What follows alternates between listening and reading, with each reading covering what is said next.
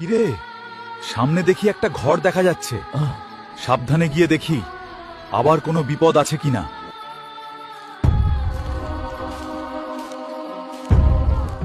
ঘরের ভিতরে একটা সুন্দরী মেয়ের মূর্তি এমন ভাবে দাঁড়িয়ে আছে কেন?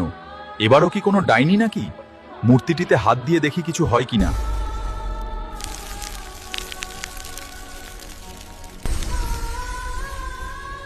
কে তুমি?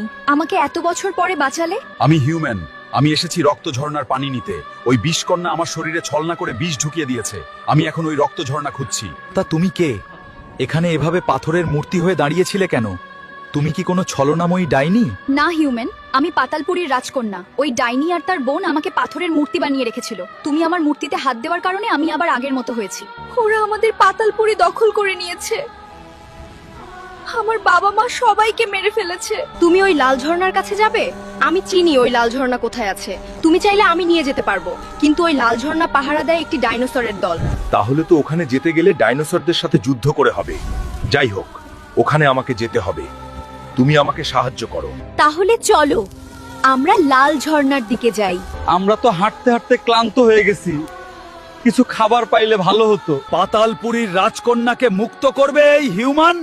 তার আগে আমি তোদের দুজনকেই মেরে ফেলবো। দেখি কে কাকে মারে। এই দিকায় দুজনের ভেতর ফাইট হয়ে যাক। এখন দেখা যাবে কার গায়ে কত জোর আছে।